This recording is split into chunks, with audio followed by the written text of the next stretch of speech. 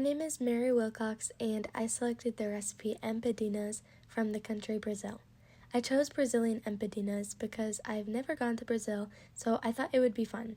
Plus, some of my best friends are Brazilian, so I thought it would be a cool way to connect with them. I thought it was interesting that the World Food A to Z website called Brazil a melting pot and talked about how African and Portuguese influences affect Brazilian cuisine.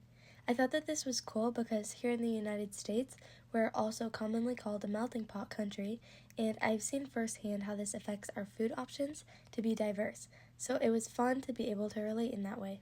Another thing I found was that yuca, yam, guava, papaya, peanuts, and seafood are all staples to indigenous Brazilian cuisine. This was awesome and interesting to me because I don't eat any of those foods much here in the US, and it was cool to see how many staple ingredients were quite different and unfamiliar to me.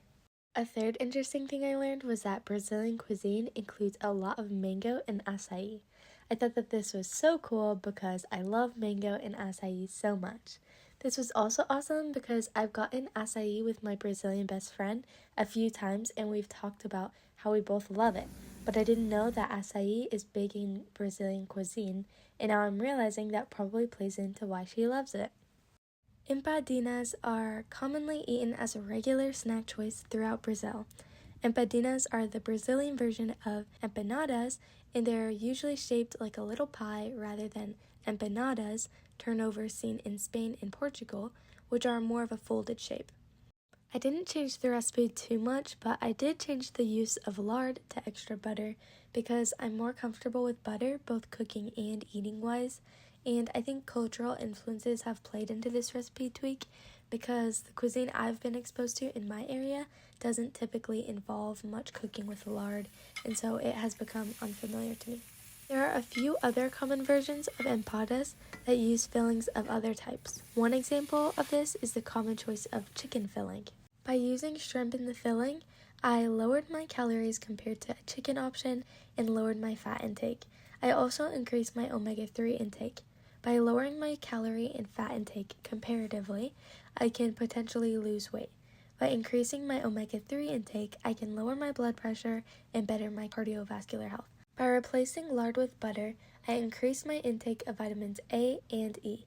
The intake of vitamin A will help support the activity of my immune system, and vitamin E can benefit me with cancer prevention properties. By using pitted olives in this recipe, I'm increasing my intake of healthy fats, which in turn increases my protein intake, healthily helping me stay satiated longer and not crave sugar. I also am increasing my vitamin E intake, which again benefits me even more with cancer prevention properties. I've had a great experience with this project and enjoyed choosing a fun recipe and getting to learn a little more about Brazilian culture. I had a fun time making the empadas and loved the filling taste. Through all my research I've done for this project, I've come to realize that our culture and history has greatly affected and influenced our food choices. Next time, I think I would try to make the crust a little thinner, but I was happy with how these turned out and proud of myself for trying something new.